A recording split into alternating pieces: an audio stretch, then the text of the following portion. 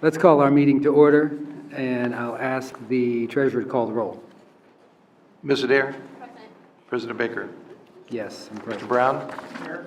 Vice President Cole? Yes, here. Ms. Gibbs? Here. Mr. Ragland? Here. Ms. Reyes? Here. You have a quorum, Mr. President. Thank you, Mr. Treasurer. I would like to ask students from Sherwood Middle School to come to the podium to lead us in the Pledge of Allegiance.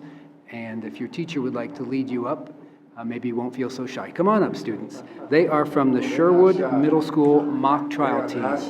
Please be upstanding. You may begin when you're ready.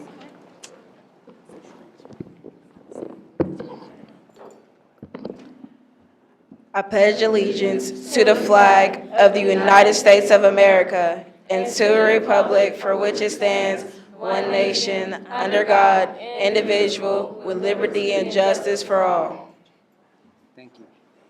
You may be seated. And we will hear more from the Sherwood Middle School mock trial team shortly. Colleagues, if you don't mind, I'll take just a minute to read through the agenda, just so we all know the work before us. We do have a few board recognitions this evening, after which we do not have anyone signed up to provide public testimony this evening, so we will not hear any public comment. We will then hear from our direct reports. Each of them will offer a report to the board. We will then take up our consent agenda, after which we will hear board announcements and points of pride. So is there a motion that we adopt the agenda as presented? So moved. Moved and seconded. Mr. Treasurer? Ms. Adair? Yes. President Baker? Yes. Mr. Brown? Yes. Vice President Cole? Yes. Ms. Gibbs? Yes. Mr. Ragland? Yes. Ms. Reyes? Yes. Motion carried. Thank you, Mr. Treasurer. I'd like to just take a moment and recognize that Saturday was Armed Forces Day. And so if there are any active military or veterans in the room, please stand if you can and be recognized. Veterans or active, raise your hand.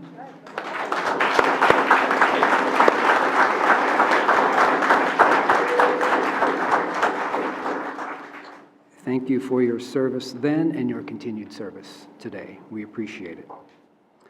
All right, our next item of business under board recognition, item 3.1, is a resolution recognizing International Internal Audit Awareness Month. And I'm going to ask Internal Auditor Smith and her staff to come to the podium so that you can be recognized. Columbus City Schools is one of 3 school districts out of over 600 in the state of Ohio to have a dedicated in-house, world-class internal audit department. Our internal audit team is led, of course, by our Chief Audit Executive, Internal Auditor Carolyn Smith. She is a part of the administrative leadership team with the superintendent and the treasurer, and she's one of the 3 people who work for the district who report directly to the board. With this resolution, we will honor the work of Internal Auditor Smith and her team, and I'm going to call on the Vice President who chairs Audit and Accountability to read the resolution. Thank you, Mr. President. Thank you for the honor. Whereas, through independent and objective evaluation, internal auditors help business, organizations, and governmental agencies accomplish their goals and objectives with integrity and transparency. And whereas internal auditors have the expertise necessary to ensure a high level of efficiency, ethics, and overall organizational excellence, and they play key roles in individual and collective success by ensuring accountability, assessing compliance with established policies and regulations, emphasizing efficient business practices, and facilitating effective management. And whereas public officials, government managers, and private citizens want and need to know not only whether government funds are handled properly and in compliance with laws and regulations, but also whether public programs are achieving the purposes for which they were authorized and funded, and whether they are doing so effectively, efficiently, and equitably. I will go to the last whereas. Whereas Internal Audit Awareness Month focuses attention on the individual assistance that internal auditors provide organizations in evaluating risks and opportunities and ensuring efficiency and effectiveness. Now, therefore, it be resolved that the board that the Columbus City Schools Board of Education does hereby proclaim May 2019 as Internal Audit Awareness Month. That is a motion, and is there a second? Second. Moved and seconded. Mr. Treasurer? President Baker, Yes. Mr. Brown, Yes. Vice President Cole, Yes. Ms. Gibbs, Yes. Mr. Ragland, Yes. Ms. Reyes, Yes. Ms. Adair. Yes. Motion carried. Thank you, Mr. Treasurer. Madam Internal Auditor, would you like to share a few words? Thank you, President Baker and Vice President Cole, and members of the board for this honor. It's been really nice being acknowledged by my coworkers. I've had people come up and say, we didn't know there was just 3 internal audit shops in the whole, school district network in Ohio. And then I've had some people give me recommendations for efficiencies to look into. So I think if our goal was awareness, we have achieved that, and with this recognition by the board, it'll go just that much farther. So, and I have a wonderful team. It's not just me. I have a wonderful team back here who make it all possible. Or have them say their names? Say your names. Terry Burchak. Kevin O'Connor. Dion Brown. Kevin Sanskowski. Thank you They're very acting a much. lot shyer than what they really are. Yes. Yes. I see them at the Audit and Accountability Committee meetings, so I know they're not shy. Colleagues, any comments you might like to share? Board Member Adair. I have said this before, but having you here as part of this team is an essential function that is important to our district, holistically, and to the academic success of our children.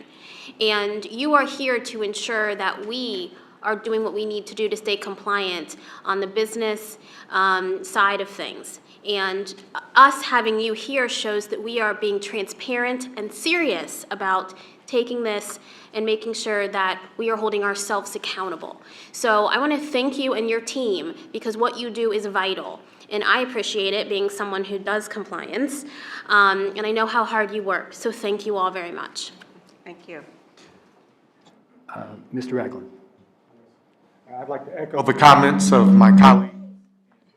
Thank you, Auditor Smith, for all of the work that you have done. I have always considered you one of the unsung heroes of this district, and I'm just very proud of the work that you and your staff and your team continue to do. Thank you for all of your dedicated work for this district throughout all the years that you've been here. Congratulations on this honor. Thank you. Board Member Gibbs. Well, I was going to yield, but clearly, clearly I've been a fan from day one, and I too share with Board Member Adair about the critical and the absolute integral part that your shop plays in the success of each student being highly educated and prepared for leadership and service. That comes not just from people that are in front of them, but making sure the systems that support them are strong, transparent, and efficient. And you do all of those things. You are no longer unsung with this recognition, but you are always valued and appreciated. And I hope you know that from your board. We are very proud you are only one of 3. It makes you unique and special, and your work that much more of a trailblazer. So congratulations to you and your team. Thank you. Vice President Cole.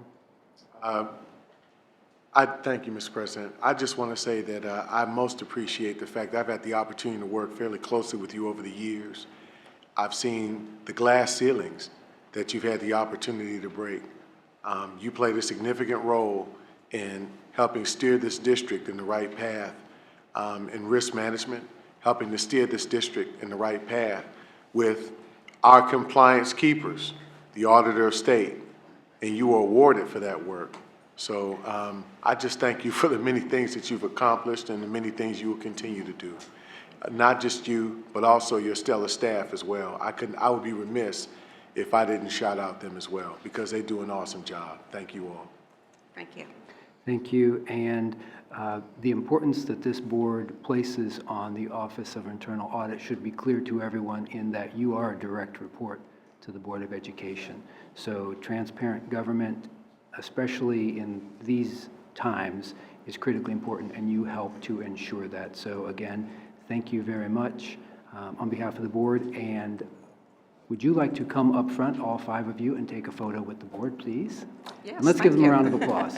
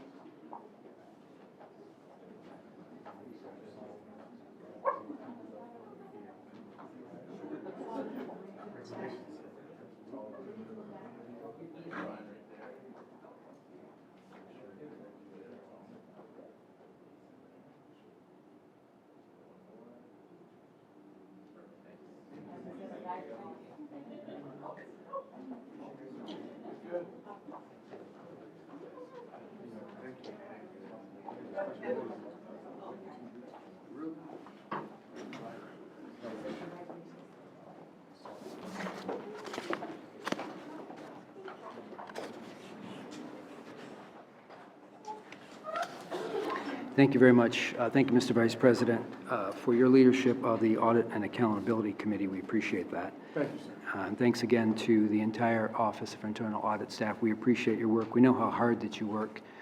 You're a small but mighty team, and we appreciate it. Let's move on to recognition of Sherwood Middle School students' mock trial competition. So tonight, we are recognizing the Sherwood Middle School mock trial team led by 6th grade teacher Matt Burkle.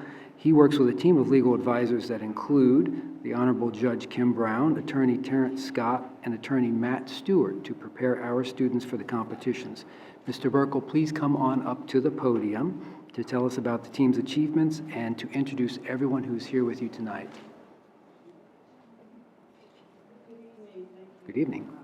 President Baker, Vice President Cole, members of the board, thank you for giving us an opportunity for recognition. I'm Sheila Evans. I'm the proud principal, Sherwood Middle School. We are thrilled about our mock trial team. All of them are here this evening, as well as some of their parents as support, but I'm going to allow Mr. Burkow to speak on behalf of the team. Superintendent Dixon, Dr. Stanford, Mr. Baker, and members of the board, I'd like to thank you for inviting Sherwood Middle School down here for this meeting and for this well-deserved recognition. This is my 12th year coaching middle school mock trial in Columbus City Schools, and I'm very happy and proud to be these students' teacher as well as coach. We were one of a handful of Columbus City schools that were at the Supreme Court. But these students did not disappoint in representing your district and their families and our school at the highest level, at the superior level. So if I may, I'd like to introduce the members of the team, starting with the 8th graders. We have Asia Smith, an 8th grader. This is her 2nd year on the team, and this year she was a prosecution attorney. And the next 8th grader is Devontae Courtney. This is his 1st year on the team, and he was a defense attorney and had a powerful voice. That's what all these students have to try out for the team in October. And when he tried out, we knew right away that he had a commanding voice. He needed to be on the team.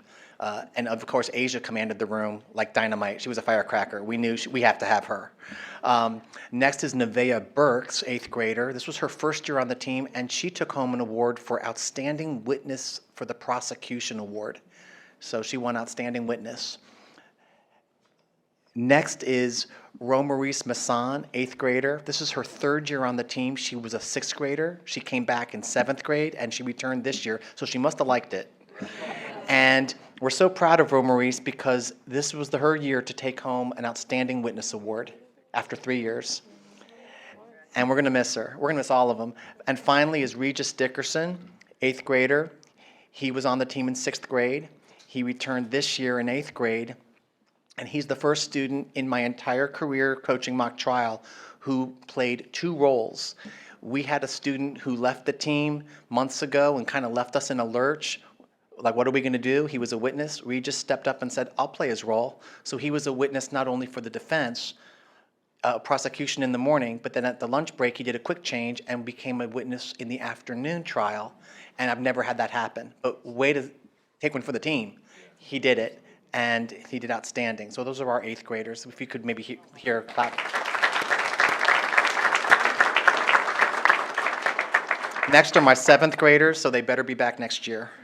And they are Janela Sellers, who this was her first year on the mock trial team, and Nija Short, this is her 2nd year. Last year she was a 6th grader, she played a witness. This year we made her an attorney, and she won Outstanding Attorney for the defense.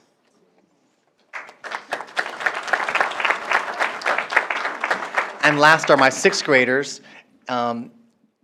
The rigor that these kids go through, I've told them numerous times in practice, they're doing more than many average students walking around on a daily basis at the school in their everyday classes. These kids are learning the law, litigation, jurisprudence. They're learning everything about not only digesting and analyzing the book, because the book changes every year. This year was Roll of Thunder, Hear My Cry by Mildred Taylor. So they are going through a lot, and these are just 6th graders, so I'm proud of them. We have Layla Harris right behind me, and she took home the Outstanding Attorney Award as a 6th grader.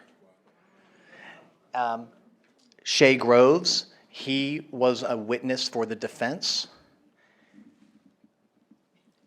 Nikila Short, our bailiff and timekeeper, 6th grader. Am I leaving out any other 6th graders? I think I've hit all the students. So that's the team. We want to thank you.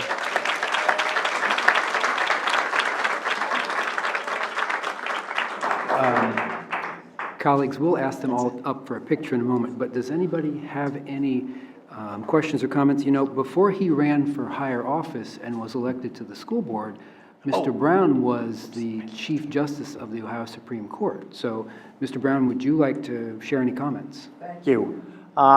Even better than having served as Chief Justice is this office, more important in every way. But I also, through a law practice that's now going on 40 years, I've been involved on and off for most years with OCLRE and with mock trial. And I love the program. I participated as a coach. I participated as a judge for most of those years. I participated as a father.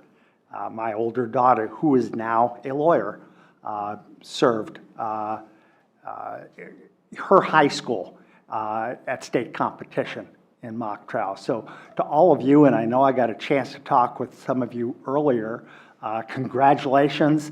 And I'm happy to hear that some of you are interested in looking at careers in law. At least one of you was thinking that you might want to go straight into judging like Judge Brown rather than the law school and lawyer route first. It's probably not going to work, but you know, just pay attention, look at opportunities. Opportunities will come along to you, and be willing to step up. And you know, just as one of you did to fill a slot on the team, there will be things that appear to you, and be willing to take a risk and step up and do it. And that's especially true with law. Doesn't matter what you study in college, doesn't matter what you study in high school. Just do the work, develop good habits, learn to read and learn to write. Those are very, very important, and you'll do great. So keep up the good work. I'd like to, I almost forgot, I'd like to publicly recognize and thank our stellar legal team. I couldn't have done this without our legal advisors, and I've been with them for years. Attorney Terrence Scott, and I'd like him to stand up and at least get a round of applause for his work. And as well as the Honorable Judge Kim Brown. These are part of my legal team. And where I go, they go, so no one's allowed to steal them. And we are missing Mr. Stewart. Matt Stewart is attorney Matt Stewart. We have a power of 3 on our legal advisors. So we're very blessed that we have them. And really, these are the winners in it all, because they learn from top-notch coaching like that. So thank you. Very good. I'm going to turn to our other attorney on the board. That's Board Member Adair. Heart so full, and I want to congratulate you because I know how hard you all have worked to be here today. I, too, was a longtime coach of mock trial. I coached the high school team at Centennial for about 10 years, and 1 year I did middle school, 1 year I did middle school at Ridgeview. And I know, and I was a legal advisor, so thank you, legal advisors, and I want to, put a plug out there to my fellow lawyers that you can come in too, just like these wonderful professionals, and adopt a school and adopt a team and have a teacher and work with students to teach them real world skills. So a lot of people think, oh, you guys just get up there and pretend to be lawyers. You guys know it's much more than that, isn't it? I mean, in middle school, they're analyzing literature and doing that within the context of a case. And they're learning, just like law students, you're learning trial techniques. You're learning about the right way to make an objection. But you're also learning how to be a team, and that's most important. Every role on the team is so important. And those of you that were the witnesses, those are critical, because if you don't embody that character, it falls apart, right? And some of you are wonderful at that. And so students that are not only interested in the law, but maybe are pursuing acting or literature or philosophy, mock trial really has something for everyone. And I want to give a shout out to the timekeeper bailiff, because that role is essential. You have to have it by the rules. And it is essential because she keeps everybody on track. And so working as a team, coming up with your trial philosophy, working with the outside legal and your teacher, I know. I spent years doing it. I know the amount of time. I know how much hard work. And I am so proud of you, because I also now know how hard it was for our kids to advance. And so I am so, so, so proud of you all for your accomplishment, and the rest of the teams that made it to the Supreme Court in the middle school. And I think we had some further advance in the high school as well. But again, looking for more community members to come in and help the academic success of our kids, just like these wonderful students here. So thank you all, and I hope to see some of you as lawyers someday too. Board Member Reyes. So I also want to congratulate you. Now, I don't play a lawyer here, but my mother always told me that I should have been a lawyer when I was younger and negotiating, trying to get out of trouble. Maybe someday. The only thing I wanted to say is, so I work for a nonprofit organization. So from the nonprofit standpoint, we work with a lot of people who cannot afford to pay for a lawyer, and also with a lot of people that speak other languages other than English.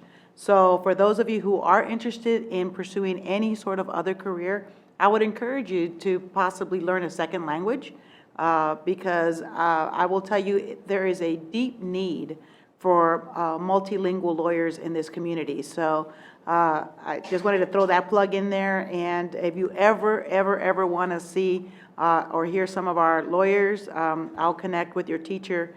They actually are at our center every week. But again, congratulations.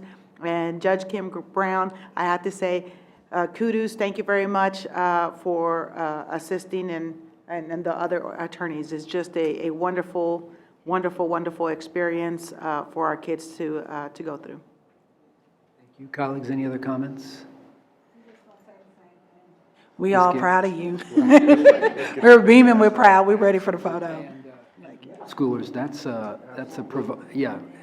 a very provocative and difficult book too. So I know they learned Yes. a lot during this process. So we are was incredibly intense. proud. Why don't you all come on up? We'll take a photograph. No.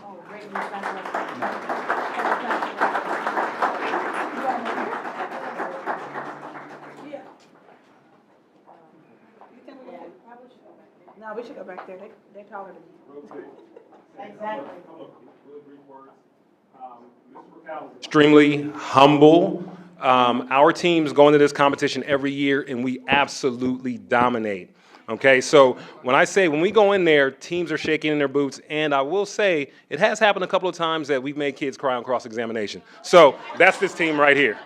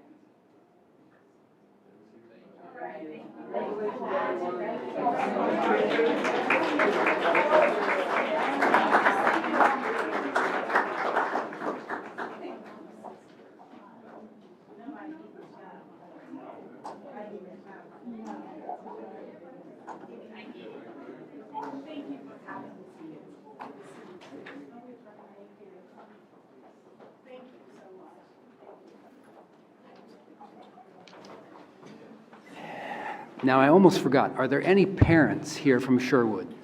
Any parents or any other Sherwood staff? Please stand and be recognized. Thank you.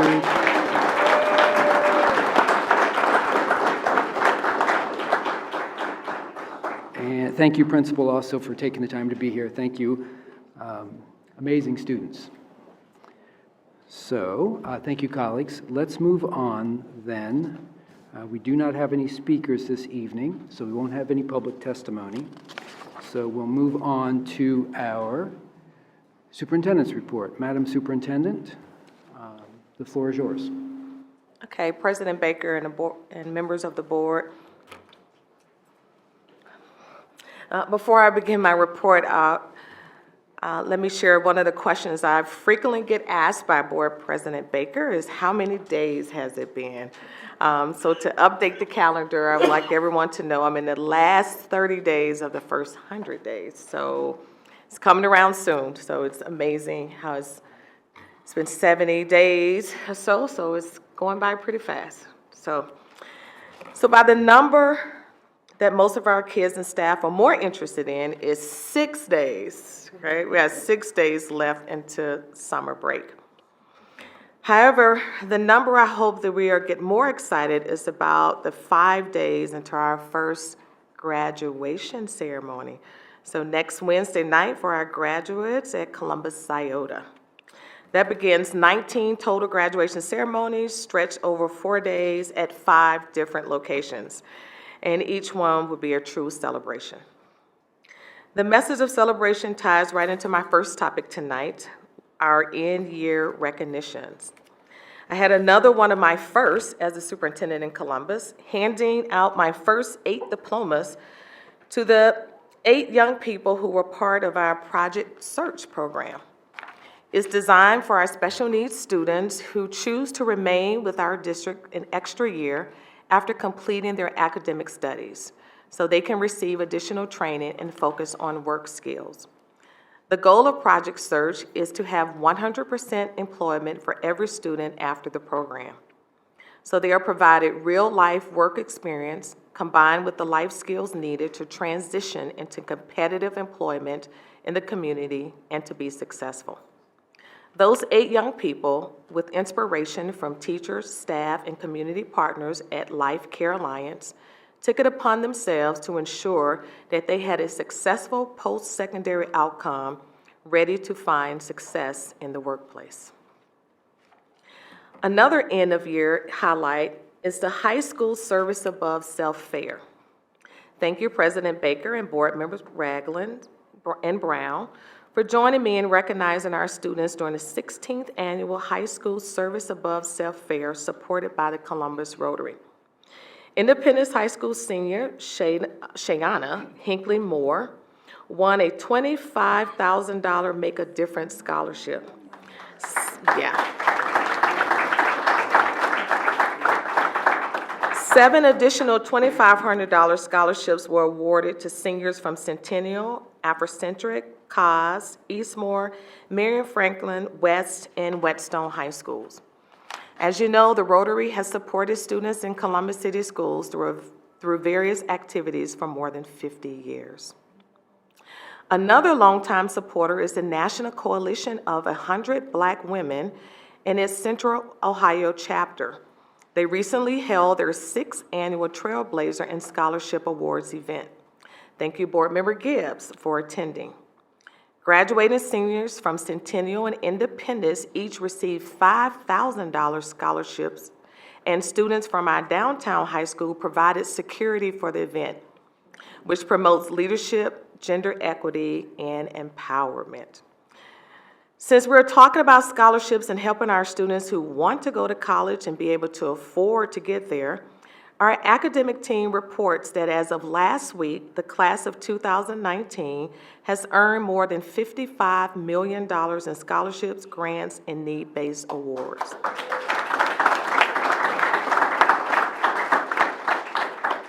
Let me repeat that number because it's a number that we should be celebrated, $55 million, and we know there will be more awards coming over the next few weeks. One more end-of-the-year celebration I attended was Whetstone's annual Academic Hall of Fame ceremony. This event honored more than 150 students, all who had a passion for learning, the perseverance to never give up, and more importantly, a 3.5 or better GPA for the last 3 quarters. It was a great turnout for our students, staff, and families. So let me move on to another topic and then showcase how students learn in other ways outside the classroom. I was so impressed with the performances last week by students who participated in Momentum. Weeks of the in-school practice and learning culminated into a series of performances celebrating the Harlem Renaissance. I had a chance to go backstage and talk with some of the students who were in the show. As you know, Momentum is a program of dance, music, and performance that touches students at more than a dozen of our elementary and middle schools. And since its founding 16 years ago, they've served more than 10,000 students. The performances last week were high energy, well-attended, and good examples of kinesthetic learning that comes from movement and dance. Another unique learning environment is on the chessboard. Last week was the 23rd annual Coleman Rookie Chess Tournament held at the Columbus Museum of Art. The tournament was made possible by the generous funding of the Coleman family and comes to life each year with the support of Francis Nolan and Kaylee Mortensen, who direct the tournament. NBC4 News anchor Mac Barnes and City Council President Pro Tem Elizabeth Brown presented the awards.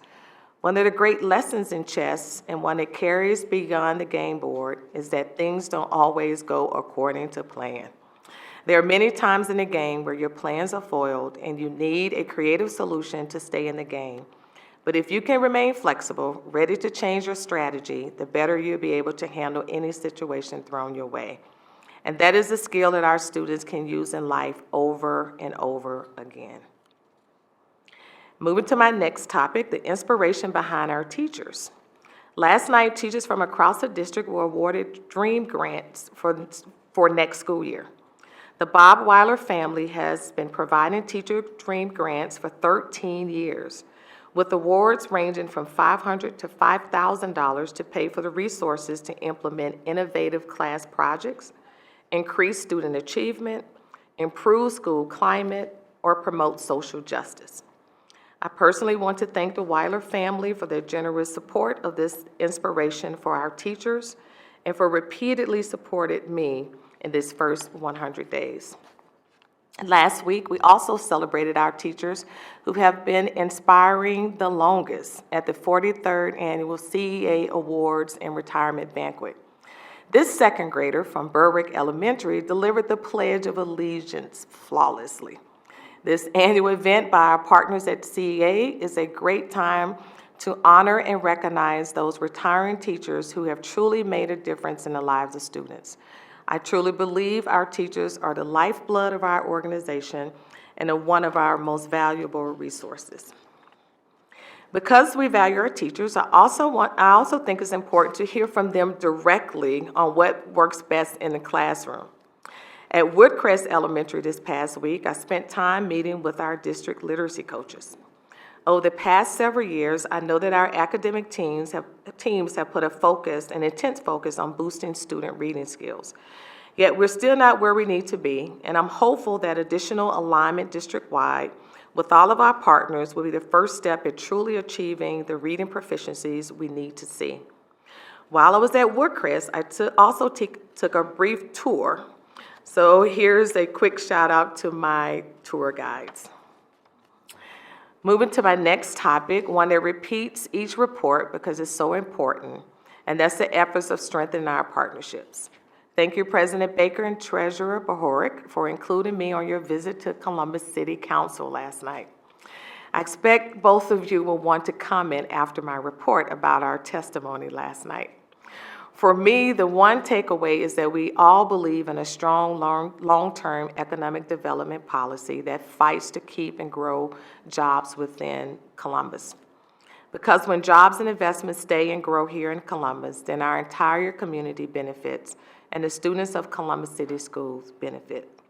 And whether it's an income tax sharing, increased property tax valuations, or investments in the programs and services aimed directly at our students and our families, these dollars we receive from the city do help sustain our schools and achieve our mission. And that's to provide our students with every opportunity they deserve. Other partnerships meeting this week have included conversations with leaders at Junior Achievement and representatives of the Baptist Ministerial Alliance. Tomorrow night, our partners from Westside Urban Ministry, a group of 6 local Presbyterian churches, will be hosting our Westside Community Exchange. We will meet at Hogue Memorial Presbyterian Church, which is on Broad Street, starting at 5:30 p.m. Westside Urban Ministries has been a supportive partner with Westside School, and I hope we have a good turnout of families and community members for this community exchange. We have one more community meeting scheduled after this one, and I would defer to Board Member Gibbs to share that information later. So as I wrap up this part of my report, I have to include one of my favorite activities during the first 100 days, my opportunities to read with our students. I was invited to be a guest reader in Ms. Buchanan's class, kindergarten class at Gables Elementary, where I read Pete the Cat and the New Guy. The students were so excited, even reading along with me at times. And after the story, the students shared their thoughts about meeting someone new and making friends. The class is also counting down the alphabet towards the last day of school. On that day, the letter P, so students dress as prince and princesses for the day. And I can't wait to see the zebras and the zookeepers coming up next week. So before I end my report tonight, I also want to devote some time, some additional time for sharing a little insight on a series of organizational and staff changes that will begin to roll out over the next few days of the school year. And some of these changes are reflected in the personnel legislation on your agenda, and others have come out as positions are posted by our human resources team. First, starting next school year, we will look to restructure the way we currently divide our schools into divisions. So instead of 5 divisions that as we currently have, we have 3 elementaries, a single middle school, and a single high school.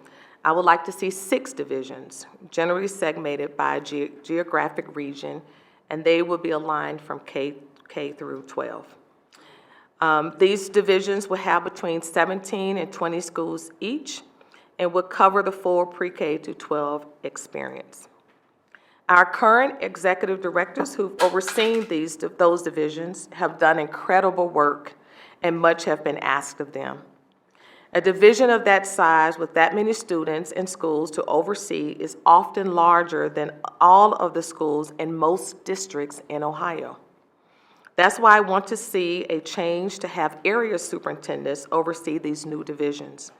We've begun posting these 6 new positions, and we'll be filling them over the next month or so. Second, you've heard me repeatedly stress the importance of partnerships and engagement of our community stakeholders. I've shared before my intent to have a chief of engagement. Engagement is an avenue to increase student achievement, and this position will allow a strategic focus on the alignment of our partnerships. Because of this importance of this role, I have asked Alicia Gillison to become our new Chief of Engagement because she has the experience and the skills at building strong partnerships.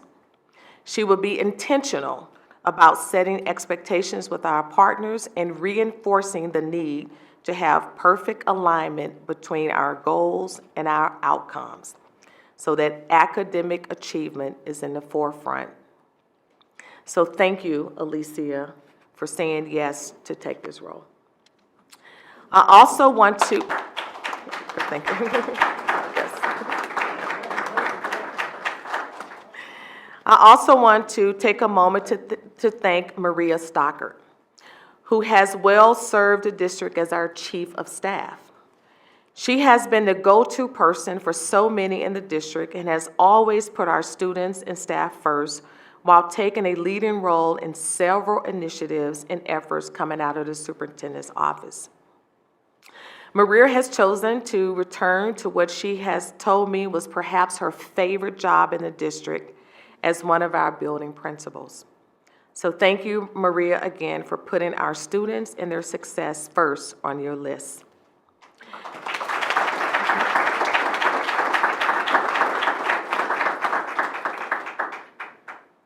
A third change I want to change, and this is one is also at the building level and directly tied to students.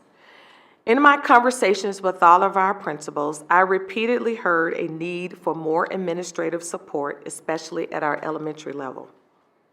Right now, elementary principals are typically the only administrator in the building, no matter how many students that they have. So starting next year, with the hope of creating a little more equity when it comes to building administrators, for any elementary building with more than 450 students, there would be at least one additional administrator. That would be either an assistant principal or a leadership intern. We are able to make these changes by shifting some of our current administrators' positions, so at this moment there are no additional positions being added. Over the next several weeks, we'll begin rolling out those new building assignments. And as I come to the end of my first 100 days, I will begin to roll out more of organizational changes that I think our district needs as we focus on improving the outcomes of our efforts. So stay tuned, and I will update you accordingly. And with that, President Baker, I conclude my report. Thank you, Madam Superintendent. Colleagues, questions or comments related to the superintendent's report this evening?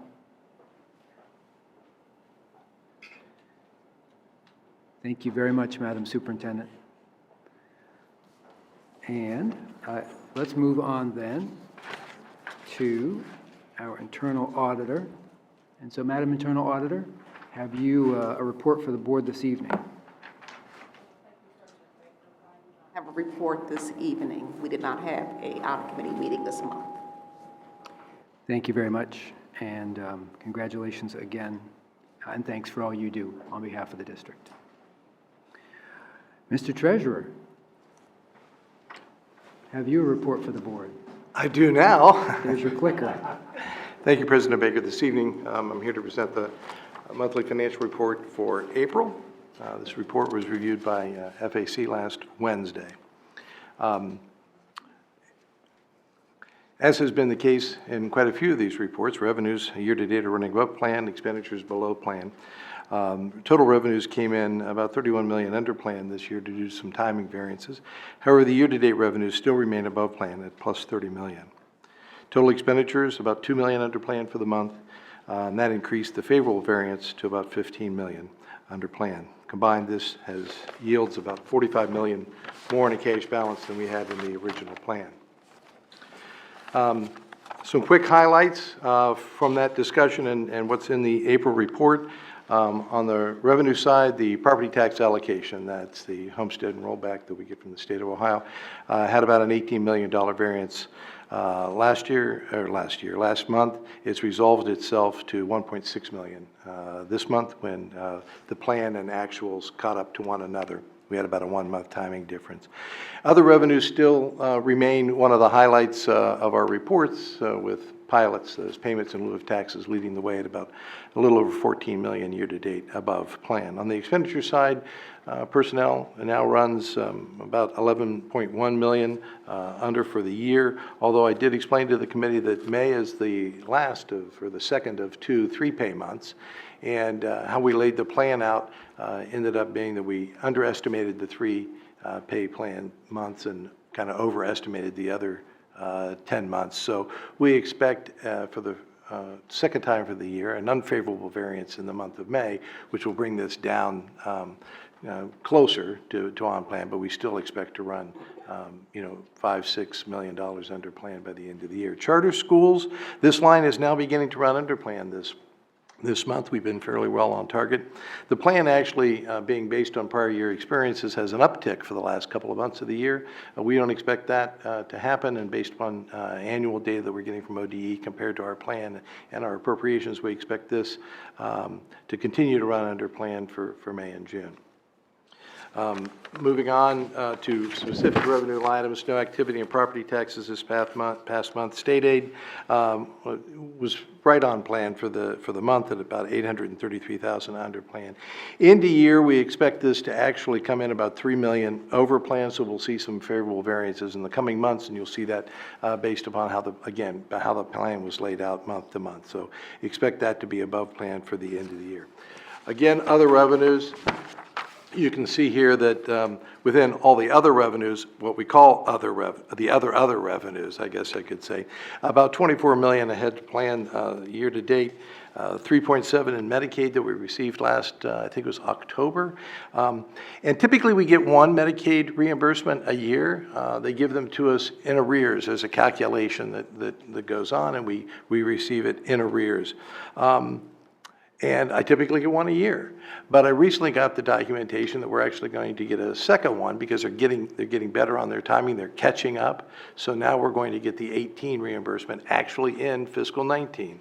So that will bring that 3.7 million favorable variance down to about 1 million when, again, the plan is calling for a payment. We will get a payment that year, but it won't match up exactly. So that'll be about a 1 million favorable variance by the end of the year. In other revenues, we have 6 million in investment income running ahead of plan, and then pilots, as I mentioned to you, are running ahead as well. Just a picture of how things look, pretty typical from last month. We talked about this, 34% in state and 57% in property taxes and 9% and other. Moving on to expenditures, so I've already discussed personnel, but in the area of charter, you can see here, they're now at about $2.5 million under plan, coming in under plan for the month of $1.9 million. And I did say we'll expect that to be $5 to $6 million by the end of the year. Just a picture of overall other expenditures, or all the non-personnel expenditures. Purchase services are running under due to tuition and utilities, as has been the case for the past several months. Again, a picture of the breakdown of our expenditures. Personnel about 66% and charter 22%. Depending upon how the state budget works out and our school funding plan that may be adopted, that picture could dramatically change if they take charters out of being run through us. And then we'll return to a little bit more what I would call normal picture of breakdown of expenditures. But in the spirit of the mock trial, I'll say the jury's still out on whether or not that plan is going to be changed and how it will work. We get into variance analysis, getting a different picture on these variances to focus our attention. Again, you can see here all other revenues literally jump off the page at you as something that we should know and understand and discuss, which we do. Again, other revenues, 14.5 in pilots, 5.6 in investment income, and the 3.7 in Medicaid, explaining that variance. We've taken some of that into consideration and increasing our estimates in other revenues for the forecast. But certainly not all of it. I'm not that too aggressive in this area. You can see here, pilots again, 16.2 with 2 million in the plan. That's a little over 14 million ahead. Let's talk about revenue sharing, and this may be a chance. I didn't know that Dr. Dixon would ask me to say anything about our appearance at City Council last night. But this is the income tax revenue sharing that we get that is required by statute when there are these incentive programs available. A little inside baseball, it's when the wages reach $1 million and then they share 50% of the income tax with us. Typically, it's been about 1.7 million a year. Last evening, the dollar amount is in the 750,000, and we kind of had talked to the Economic Development Department and said, you know, this is a heck of a time to invite me to come over to speak to City Council when the number looks like it's half of what it's been in the past. But the good news is that means that those parcels have come off the abatement, and they're now on the taxable duplicate, generating property tax for the district. And so I promptly asked the Economic Development Director to please provide me with a reconciliation of that number, which he did talk last night a little bit about the amount of money on one particular property, the DSW site out, I think, near the airport, that generated in his numbers about 350% more than what we would have received without the development through the income tax sharing alone. So we work with them, as you all well know. I don't think a week goes by that we're not talking to them, and we'll keep an eye on trying to reconcile some of this. But what that means for the future, it just depends upon how other projects come online, because I have included at least $2 million in revenue sharing in the years going forward. So that was the upshot of our comment, or at least my comments last night. I had most of the numbers to just talk about our experience with income tax sharing. Win-win, I know, is going to come in right around the $2 million estimate. Those bills went out to the participating school districts this month.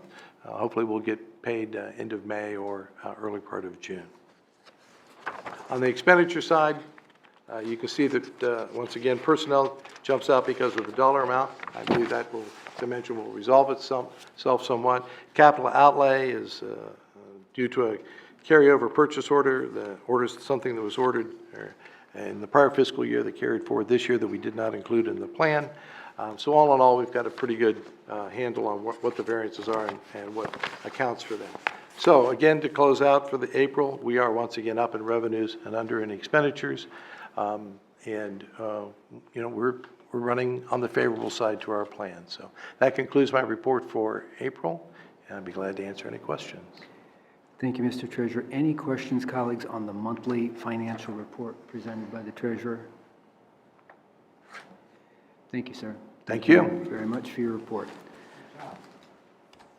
Yes, thank you very much. And so next, I'd like to actually call on Dr. Roush to provide a legislative update. As you all know, a lot's been happening at the State House, and it's important that we stay on top of that, as everything they do there relating to education has a major impact on us and our ability to adequately serve our students and staff and families and community partners. So a number of you had asked me about hearing from Dr. Roush related to what's going on. So Dr. Roush, would you please provide the board with the update that you prepared? Thank you, President Baker, members of the board. It's budget season, and as it's budget season, the bill that sucks up most of the oxygen down at the State House is the biennial appropriations bill. This particular General Assembly, that is House Bill 166. That bill has cleared the Ohio House at this particular point in time. Picked up a number of changes along the way. I'll give you a couple of highlights. First and foremost, in the funding arena, the Cupp-Patterson plan, which has been discussed quite a bit, was not included in the House passed version of the budget. However, some of its study committees trying to identify updating various cost studies for special education, English learners, economically disadvantaged. Those studies were included in the as passed by House version. Most of those studies are to be conducted either by the Joint Education Oversight Committee, the Department of Education, with them kind of depending upon which one's taking the lead, and in some of those, the Auditor of State. Just an important point to note that they're largely being driven by the state at this particular point in time. Cupp-Patterson didn't make it in. There's still some discussion that it might be introduced as standalone legislation. We're in the let's wait and see what happens mode there. But what was included, essentially the governor's wraparound services and the flat funding of the base formula at FY19 levels, those remain. The House did add some extra money in FY21, moving that per pupil amount for those wraparound services from $300 per pupil to $360 per pupil, which I believe was a couple $1 million delta going forward. Also of particular interest, especially on the financial front, is the inclusion of House Bill 75. House Bill 75, it's been so many different things over the years, but this particular iteration for this General Assembly once again gets at the ability for local jurisdictions to challenge property tax valuations where property tax valuations may be in error. It passed out of committee, has not passed the full House, but got tucked into the budget bill for a ride. We'll see what happens at the end of the day with that particular bill. Our treasurer testified against similar legislation last General Assembly. We certainly would urge you to continue to oppose that legislation in this current form as we continue to work through it. In short, it's going to add a great deal more cost to the process, more time as well. For those who are really interested, I can give you the blow-by-blow, but in the interest of time and probably your level of interest, I'll not do that now. Additionally, there are a number of changes to, I think, areas we've all been watching in the academic forefront, the Academic Distress Commission reform being one of those. The as-introduced version included recommendations from the state superintendent. The House removed those and replaced those with House Bill 154, which was its passed version of the version of legislation it passed out of that chamber in April. Essentially, that version of the legislation abolishes existing academic distress commissions and requires districts to put together plans for each of their buildings that have an F. And so that legislation has been introduced in lieu of that. The Senate continues to work on its plan. I would anticipate that this will be an item that will be debated in the conference committee. Additionally, there are some discussions around local report cards. While the Joint Education Oversight Committee has started a series of hearings on the existing report cards, while there's always scuttlebutt that there may be some overhaul in the vein of House Bill 591 from the last General Assembly, which Representative Duffy sponsored, there were some tweaks during House Bill 166. Probably one of those key tweaks would be that it redefines the overall grade. The overall grade would be the local report card score that's either the higher of the performance index score or the overall or the value added score, whichever is greater, and that overall score would then be used for the determination of any penalty, sanctions, repercussions that may come out. The one exception to that is Ed Choice. It would still Ed Choice schools would still be determined kind of using the all content. And though all of those grade components will still be put together for an overall grade, but just it's going to be that PI score or the value-added score will be kind of what governs what happens to schools and districts, if you will. In addition to that, not discussed in the House at all, but has been greatly discussed in the Senate side, graduation requirement reform. When we last left you last year, I feel a little bit like this is a kind of a serial right now. When we last left you, we had taken care of the classes of 19 and 20 through temp law. We had advocated for some updates for the class of 21. Lo and behold, those discussions are going on right now. There are two competing plans. You may have heard of some of those. The first is the State Board of Education's plan that they passed last year. Essentially, it's going to require students meet criteria yet to be determined in 5 learning domains. And I lost my place here as I grab that. But they have to hit those 5 learning domains: English, language arts, mathematics, well-rounded content, technology, and leadership and reasoning. That is all yet to be determined. There is another proposal out there that's kind of a coalition, conglomerate, if you will, of the Alliance of High Quality Education, the Fordham Foundation, and Ohio Excels, which is affiliated with the Ohio Business Roundtable. That particular plan it's a variation of the initial plan that kind of the Alliance for High Quality Education had discussed. A student in that plan would need to meet a competency score. That competency score is a yet-to-be-determined score. In lieu of meeting that competency score, they could do that through one of three different ways. There's the College Credit Plus route, which would require a student earn credit in a math course and an English course. There's a Career Tech route, which then has two different layers, and so you have to meet something in the first layer and then something in the second layer. So there's that piece, and then there's kind of a military readiness or military enlistment piece, whereby if a student can show that upon graduation they've been accepted and enlisted in the military, they can show that signed contract, that would count as well.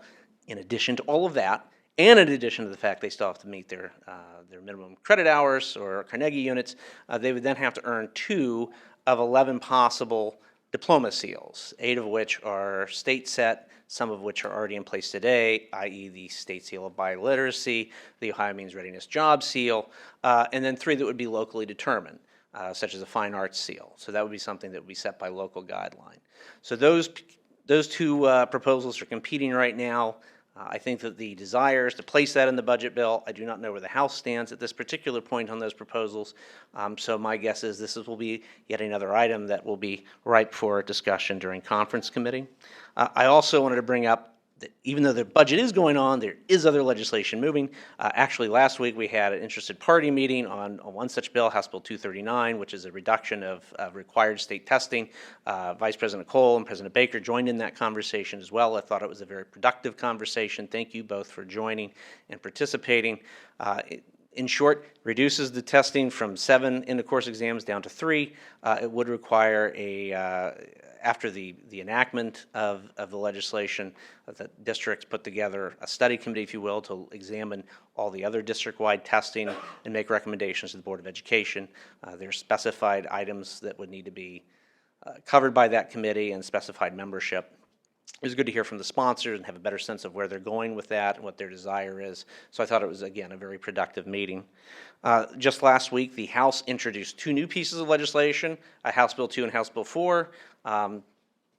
Due to the art of placeholders, which is why we get the actual language for House Bill 2 and House Bill 4. These are priority legislation for the House of Representatives. House Bill 2 has to do with micro-credentialing. House Bill 4 has to do with who's approving credentialing. So both of those certainly will tie into graduation requirements in one way, shape, or form, since both graduation proposals deal with credentialing as part of that. Will certainly have an impact on our career technical education programs, so we'll be monitoring those as well. We're still reviewing those pieces of legislation as they've only been out for a very short period of time. Also wanted to briefly give you an update. Not only are things going on in Columbus, but also in Washington, D.C. Discussions continue around infrastructure at this particular point in time. We'll continue to have conversations with our congressional delegation, continuing the conversations we had last March when we were there, when I was there with the superintendent, the president and vice president, urging Congress to certainly adopt, as they work on infrastructure, not forget school infrastructure being a very important part of that discussion. It's not just roads and bridges, but it's our schools and really where we're making the greatest investment.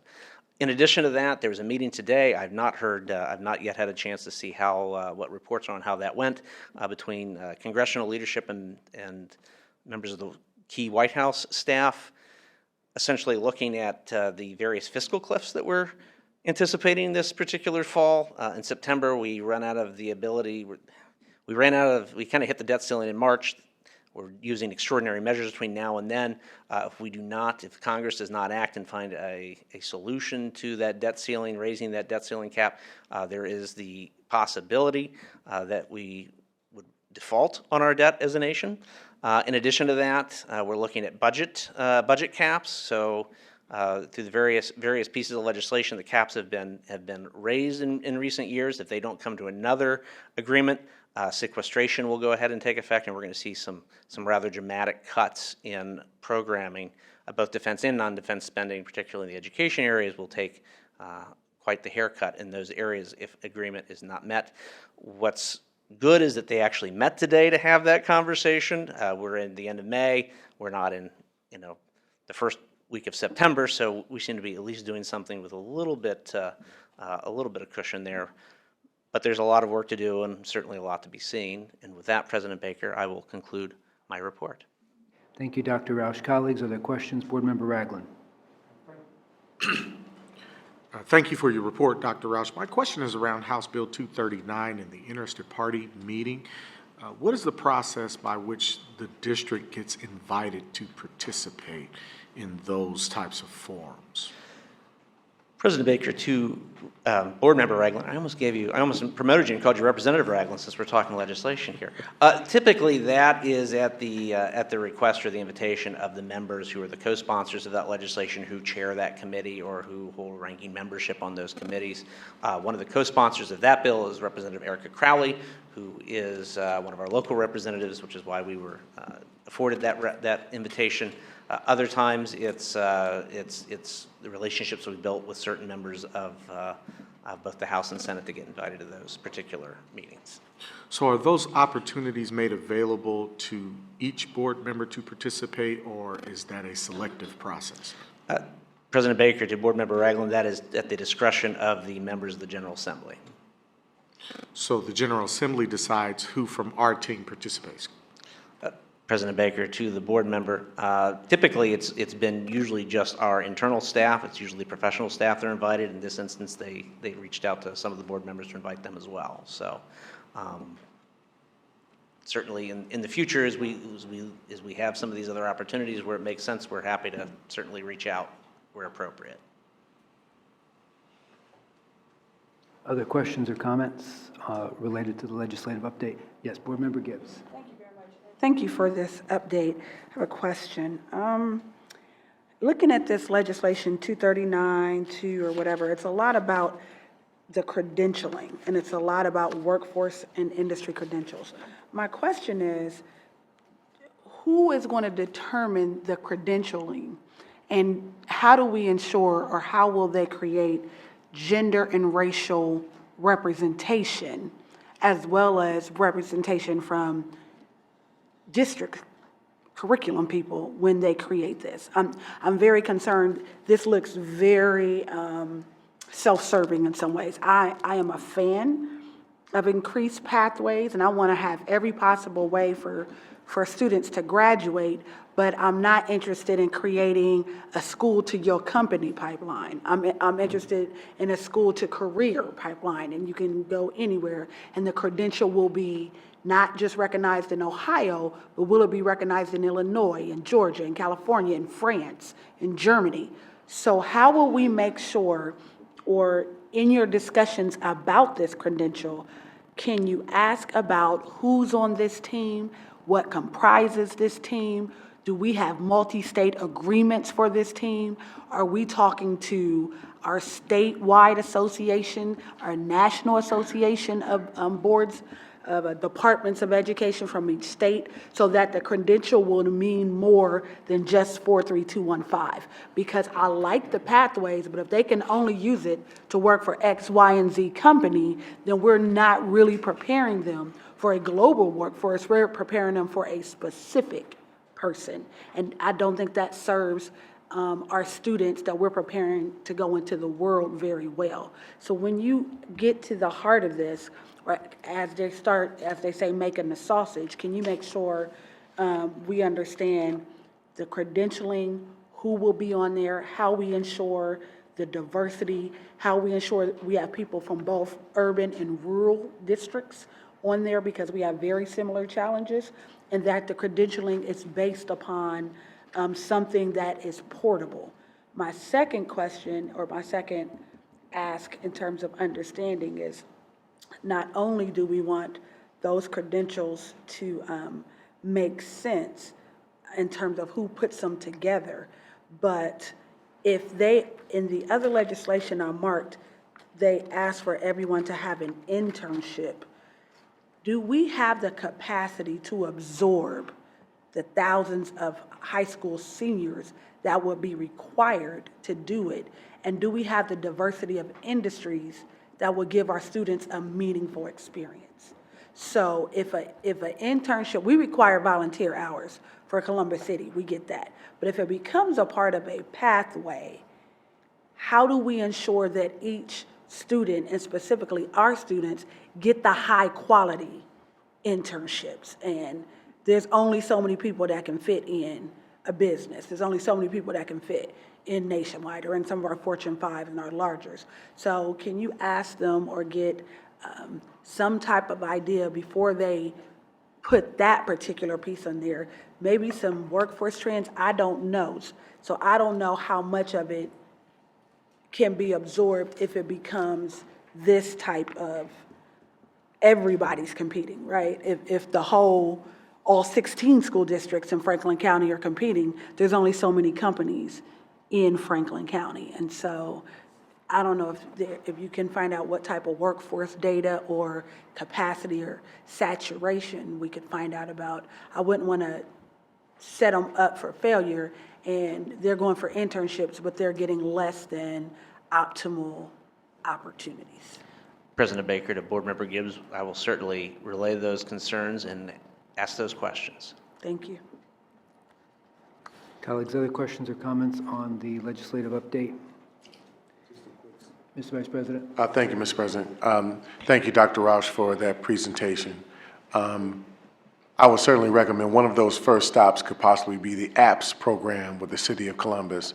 So they are working right now, I think, a fairly large cohort of students, many of whom attend Columbus City Schools, have just interviewed with the APPS program and have completed that process and are soon to start employment, I think sometime in June. But that might be a first stop, the APPS program and the HR department for the City of Columbus might be just one of those places that might be able to afford us the information. Just one of them. Thank you. Thank you. Ms. Gibbs. Also, thank you for that. Can you also find out how they are working or how they plan to use our career and technical staff and divisions in our ESCs and our joint vocational school districts? How is career and technical helping to inform just how to operationalize? I love it because, you know, I'm a fan of the Nashville Career Academies. I think you have to get students started. And as Dr. Dixon said at the Teachers Grant, exposure increases expectations. You know, they can help you meet them. So we are for having career paths, but we also want to make sure they're putting a thought into it and that we can understand it's something that's usable in the next biennium. They just don't come up with something else and scrap it, and then we're left with students pursuing one pathway and have to play cleanup to transfer them to something else. But career and technical experts in our team should definitely be there as well. Or they could just let us know how they are informing the decision in the work. President Baker, to Board Member Gibbs, excellent observations again. We certainly will grab those. Thank you. Thank you, Dr. Roush. Thank you, President Baker. Thank you, ma'am. Thank you, Dr. Roush, very much.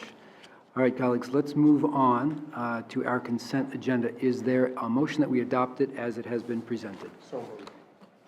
Moved and seconded. Colleagues, questions on any piece of legislation contained within the consent agenda this evening? Board Member Gibbs. The Wexner Center, Mount Vernon AME, PACT, and the Seven-Step Foundation for all of your support of Champion Middle School and their 8th grade trip to Washington, D.C. Thank you. We thank all of our community members to help support our students in their experiential learning. Thank you for pointing that out, Ms. Gibbs. Is there anyone in the audience from OSU Wexner Medical Center or Mount Vernon AME or PACT or the Seven-Step Foundation? If so, please stand or raise your hand. I believe I saw T Street. T Street was She here. just stepped out. Special thanks to all of those who are supporting that trip. Colleagues, any other questions or comments this evening on the consent agenda? Seeing none, Mr. Treasurer? Mr. Brown? Yes. Vice President Cole? Yes. Ms. Gibbs? Mr. Ragland? Yes. Ms. Reyes? Yes. Ms. Adair? President Baker? Yes. That motion carried. Thank you. Colleagues, let's move into announcements. Any announcements or points of pride you'd like to share this evening? Board Member Ragland, I think you were first. To piggyback off my colleague's comments about Champion, I visited Champion the other day. I had the pleasure of meeting with Ms. Bland and the Bold Leadership Program of young men, 6th, 7th, and 8th grade at Champion. I had a wonderful experience with Ms. Bland, her staff, and students at Champion, and I just want to give them my voice of support and thank them for an outstanding visit to their school and just a wonderful learning environment for the young people at Champion. So congratulations to our academic team, who I know has spent a lot of time working with that Champion team. It was just a great experience for me that day, and I was just thrilled to pieces to see the learning that was going on at Champion Middle School. Thank you. Thank you, Board Member Eglin, and I'll have you know, I attended Champion Middle School in the 8th grade. Now, that's the old one. It's gone now. It's not the new one, obviously, but thank you. Mr. Varner, did you have some photos ready for us to run? So, Ms. Gibbs attended the mural event. This is the Roots and Wings mural dedication at Indianola, informal K-8, an outstanding event. Ms. Gibbs, you want to talk at all about the event that day? So yesterday, they unveiled the mural from April Tsunami and Queen Brooks, and both Board Member Brown and I were there to see them unveil the mural and to have an arts program inside of the building. It was, that entire atrium was filled and all the way up the steps, would you say, Board Member Brown? And then as they kept the party going on the inside with a tap dance routine, artwork, and just a tremendous display of community engagement and student talent. And so it was a very amazing opportunity. Actually, thank you to the media for covering that event, covering the work that all the students did, and all the kids were running around showing their parents which part of the mural they did. Mr. Philip Calloway, who is Vice President of the PTA, is in the audience today, and his beautiful daughter showed us her little part that she colored in the mural. And so we thank you, and Mr. Calloway, you share with the staff and the incredible art teacher and the people who pulled it together. Our sincere thanks, and we were just blown away, wouldn't you say, Board Member Brown? Just tremendous. Mr. Brown, any comments? Yes, I too enjoyed that presentation very much. The artists were wonderful, and they spent a lot of time working with the students. My wife, Marilyn, joined me at that, in part because of her interest in the arts and arts education.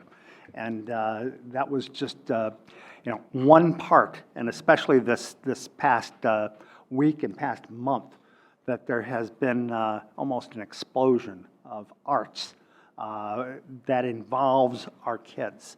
The violin coming here was part of that.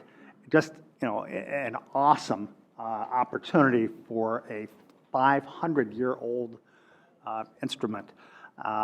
And to then segue from that into all the other learning experiences that can take place. Momentum. And I mentioned that, and I urged everybody to get to that, and it was incredible, all the energy, all of the movement by so many of our kids, such a huge number of kids participating. There's lots of interest by the arts community in doing more with us, and working with us on arts education issues. I've talked to a number of people recently. So I think that the future looks good for partnering more and more with all of the wonderful arts organizations that we have in this community. Those experiences just in the past week or two have highlighted that. Thank you. What's next?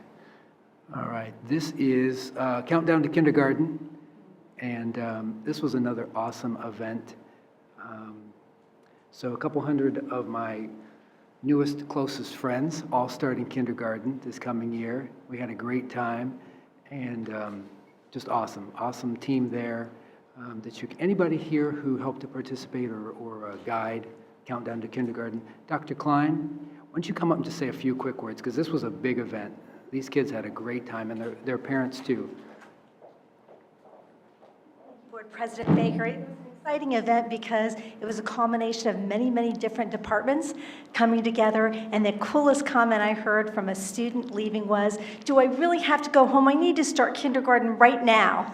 And that was an exciting time. So thanks to every department that gave and that put forth the effort, because the parents and the students were thrilled and very excited to start their education with Columbus City Schools. Thank you, Dr. Klein. Thank the entire team, everybody who was involved. We already talked about the Teacher's Dream Grant. And then let's move on to Children's Day. Before we do that, I just want to thank the Weiler family, Teacher's Dream Grant. I just want to thank the Weiler family for their ongoing commitment. Bob Weiler, a former member of this board, an icon in this community, his entire family, just amazing what they continue to do for the district. So special thanks and kudos to the Weiler family. And now let's talk about Children's Day. Board Member Reyes, this was amazing. It was. Thank you, Mr. Baker. We're still collecting all the pictures. We'll give more information as they come. And we had a lot of competition from our principals. I was able to attend all but one. So we had 6 sites. So thank you, Columbus Police Department, for not seeing my vehicle as I went across town. I started bright and early, about 9:30, just down the street from my house. But and actually, the picture that you just saw, that young lady is a composer, a violinist from Yorktown, I believe, Yorktown Middle School. She created and composed her own music, and then her compadres there were doing a skit right after her. So it was amazing. Kids of all ages, our grounds folks, our labor folks were out there, our teachers. I will tell you that it was packed. It was a beautiful day. We had bouncy houses. Some of our teachers were really upset because some other folks took bouncy houses. That's Dominion Middle School. Our kids were creating gifts for their moms. And then, as you can see, we have a diversity of all of our district there. But I will have to say, see East High School, they had the Incredibles. Not only did they have the Incredibles, they had a petting zoo. Not only did they have a petting zoo, they had a llama. And they had horses, so you could have pony rides. They had a 3-on-3 tournament. They had a radio station. They had, they highlighted their STEM. They had they had all sorts of partners. The fire truck was out there. We had a little kid, I mean, he walked out there and he literally just ran away from his parents and just darted to the fire truck. Hot dogs were cooking right behind those ears. It was an amazing day. And Ms. Gillison will tell you our principals were challenging each other. And I got a text late in the evening by one of our partners and asked me who won as far as attendance and grandeur. And I would have to give it to East High School. They were packed. She took all, Principal Bland took all of the bouncy houses, I think, in the city of Columbus. Upset a lot of other principals, but I want to thank all the principals, all the schools, all the teachers, all the parents. I think Global had even a cultural exchange language program. They had like 10 different stations, Russian, Spanish, Somali, Arabic, Japanese. I mean, it was amazing. And our kids were the ones, even in some of the booths, they were speaking a different language with other kids and engaging them. So it was just a day full of an opportunity for our kids to show off their talents and our community to be welcome into their school buildings. Which high school is that young lady in the middle from? I don't know. But I'll tell you, I was tired at the end of the day, but I just loved just seeing all our kids just having such a great time, and the parents too, and our teachers went over and beyond, and there was learning. There was, I had to step into some bag and do some vacuum thing. I forget what that was called. Yeah, I've done it. And, I mean, there was all sorts of learning throughout. They were writing storybooks, they were creating their own story at Dominion with the Gifted Academy. I mean, they just, our teachers, our principals just took it to the next level this year. Thank you for your leadership at the committee level on this, Board Member Reyes. The event has really grown over the years, and as always, our teachers and administrators and all of our staff outdid themselves. And it's great that they are now competing to have the best venue on that special day. And I'll tell you, President Baker, it's really a leadership of, and help by Ms.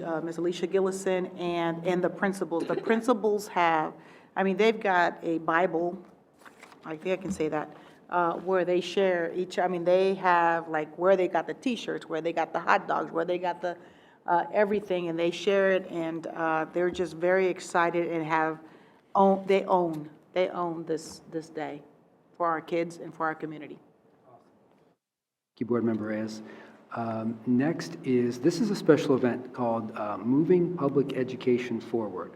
And the young lady in this picture is Diane Ravitch, and most of you probably know her. She is a nationally renowned author, speaker, and public education advocate, and it was an awesome opportunity to hear a hero of mine speak and then actually get to meet her. It was amazing. That's Bill Phillis on the other side of me. You all know Bill. Bill is amazing. He's sort of Ohio's Diane Ravitch. That's how I think of him.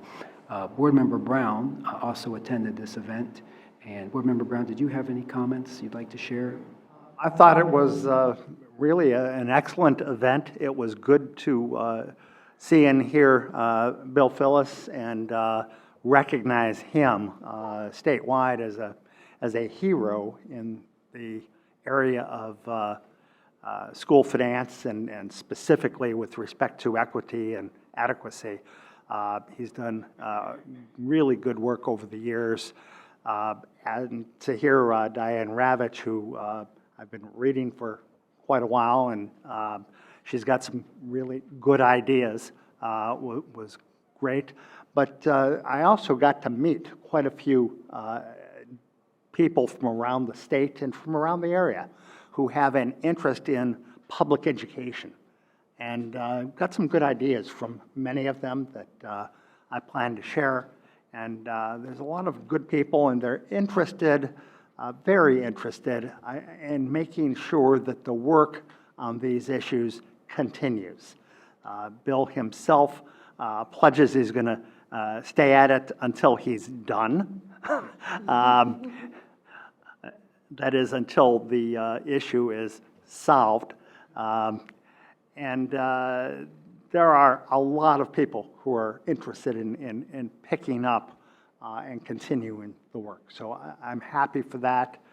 I met Bill many, many years ago in the early 80s when he first got started with the work. And it's amazing to see how he has persisted over all these years. Absolutely, and this was co-hosted by a number of groups, including the Ohio Education Association and others, including Public Education Partners. So as we all stand shoulder to shoulder with our swords drawn and march forward in the fight for public education, the room was full of people who are wearing their armor right along with us. So it was amazing. Next we have, this is the Columbus Council of PTA's Educator of the Year Award Ceremony. Another amazing opportunity to recognize teachers in the district who really, I think of them as sort of freedom fighters on the front line. And so this was just a great opportunity to recognize them. I want to thank the Columbus Council of PTAs for their leadership on this, and Lolita Augenstein in the middle there. I know that Board Member Reyes was able to attend this event. And Board Member Reyes, would you like to say anything on this incredible event? Yes, the only thing I wanted to say is just they awarded 4 students $1,000. These students have committed to be educators. So I just wanted to make sure that everyone knew who these students were. Alora Dow from East High School, Jana Harris from Mifflin High School, Satya Hodge from Centennial High School, and Brianna Nip from Marion Franklin High School. So these are four young ladies that want to be educators, and one or two of them said they're going to finish and they're going to come back and teach in our district. So this is, we always talk about grow our own and make sure that they can come back and really let our students know, this is where I went, I know what you're going through, and let's learn together. So just very proud of these four young ladies, and obviously, those are all our outstanding teachers of the year. It's just awesome to see them all together. It was, and I believe Vice President Cole joined us at that as well. Yes, he was. And do you have anything you'd like to share? Any comments? I thank you, Mr. President. It was an absolute pleasure to be able to attend that event and see how the work in Congress between parents, teachers, and other community leaders not only help propel community and schools, but also our children. So it was an absolute honor to attend. Thank you. All right.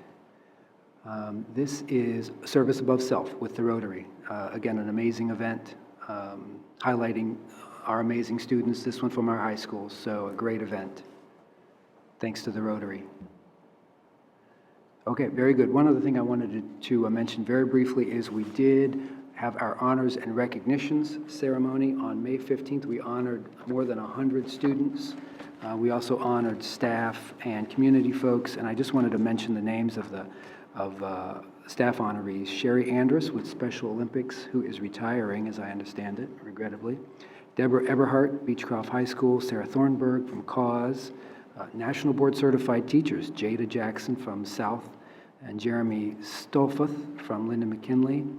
And 2019 Principal Administrator of the Year Awards from OPSI, Diane Campbell from Wedgwood, Shauna McFadden from Oakmont, Nikita Smoot from Georgian Heights, and Linnell Taylor from Avalon.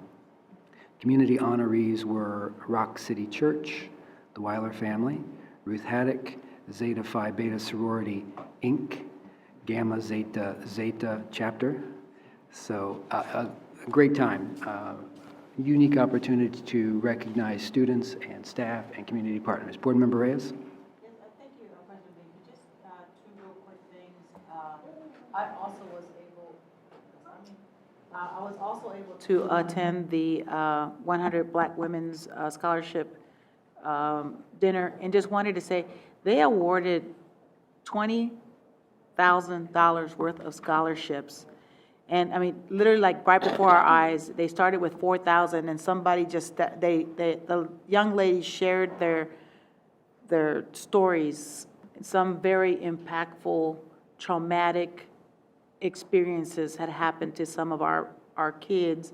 Not all the recipients were from Columbus City Schools, but, and as they spoke, another person got up and put another $1,000 on the table. So they walked out with $5,000. So it was just amazing to just watch and listen and hear our students perform and thrive in spite of what's going on. So there's a lot of hope and a lot of success in our district.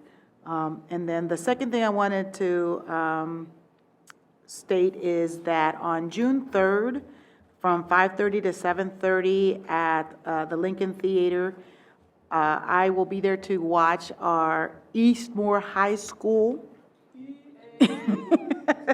be one of five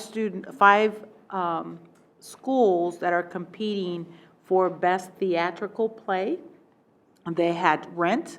They'll have several other students that are also in the running for Best Actor, Best Stage, etc. But two students, an actress and an actor, will be selected out of these schools to receive the Jimmy Award. The Jimmy Award provides a week-long intensive coaching and rehearsal in New York with industry professionals, and they will be prepped for a one-night-only talent showcase on Broadway. So potentially one of our kids may be on Broadway for soon. So it might be somebody from EA. So if you want to support June 3rd at the Lincoln Theater, 5:30 to 7:30. The picture before you is a member of the school board, Jennifer Adair. Yeah, you figured that out. So it's graduation time, and so some were brave enough to share their high school graduation photos. This is right out of the yearbook, as I understand it. And there is Board Member Ragland. Yep, absolutely. Now, who is this?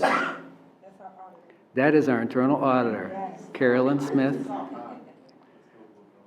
And so I will encourage all of you to submit graduation photos to Mr. Varner. And if we have additional submissions, we'll share them at the next meeting. So it's graduation time. So something very exciting this year we're doing that we've not done in years past is we will be Facebook Living graduations. And so I know it's exciting. It's great. So for those members of families who aren't able to attend, they can watch it. And they can watch it later, too, if they miss it live. So that's an amazing thing that we're doing, and I hope that we will do that every year from now on. That's a really, really big improvement. Thank you very much to the folks in communications for making that happen.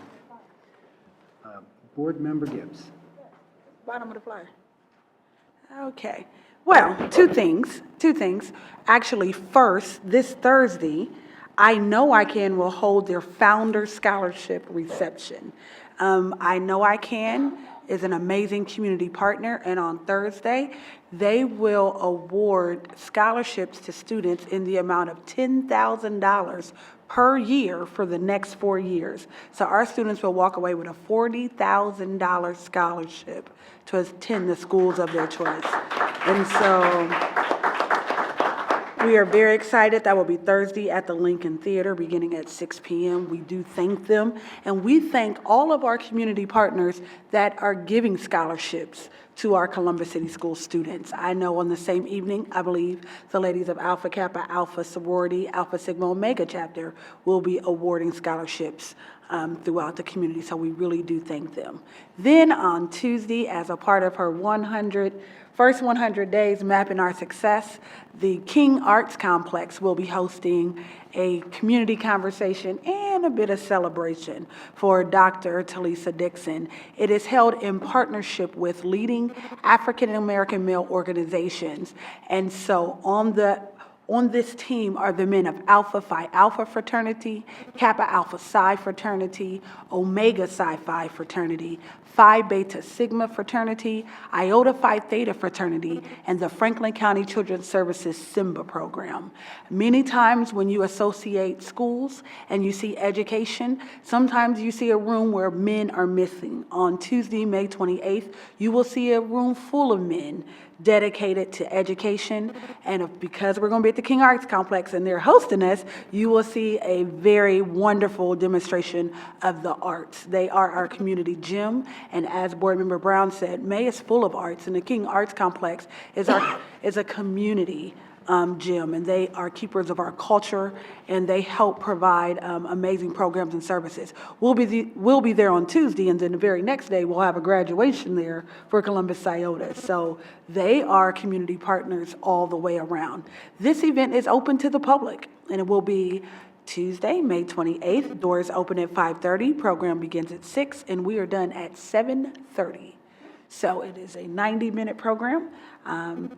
If board members, if you're interested in attending, please RSVP to Mr. Varner, and please come out and celebrate.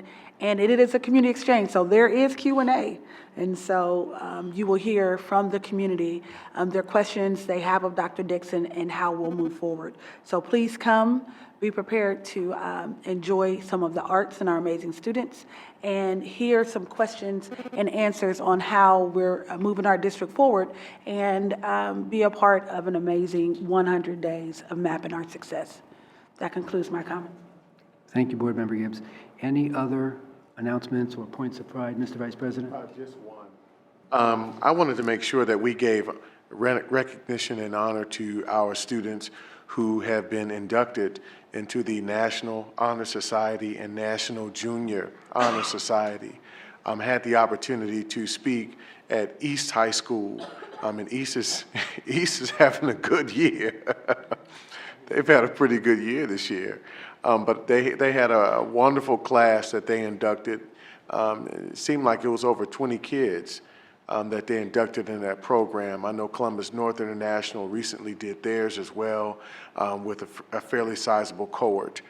So I want to acknowledge all of our students throughout the district who are part of character, leadership, service, scholarship, and the teachers that bring these programs to our schools as well.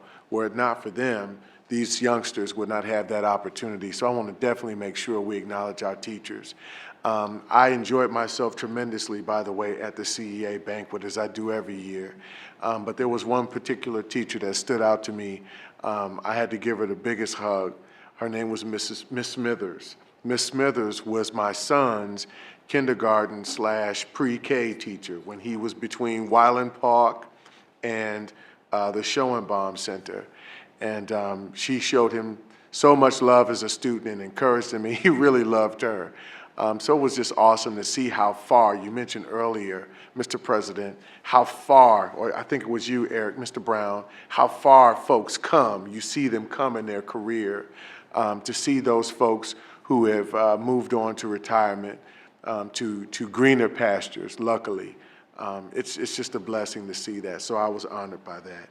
I just wanted to make sure we acknowledge our retirees and, more importantly, our students.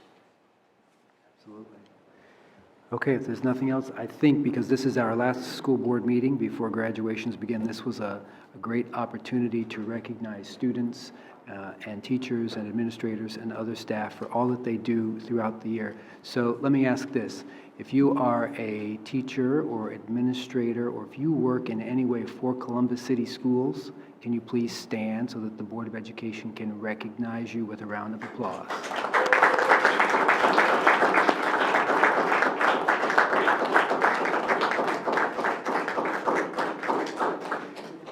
Thank you so much for everything that you do all year long to help to make our students successful.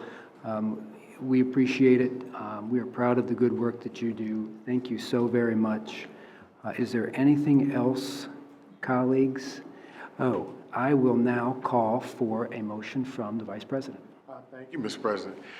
It is recommended that the Board of Education recess into executive session per Section 121.22 G1 Ohio Revised Code to consider the employment or compensation of public employees, and Section 121.22 G4 to prepare for, conduct, or review negotiations or bargaining sessions with public employees concerning their compensation or other terms and conditions of their employment. Second. Vice President Cole? Yes. Ms. Gibbs? Yes. Mr. Ragland? Yes. Ms. Reyes? Yes. Ms. Adair? Yes. President Baker? Mr. Brown? Motion carried. Thank you, Mr. Treasurer. The board will now recess into executive session. We will adjourn from those chambers without returning to these. Thank you. Have a good evening. Have a good summer.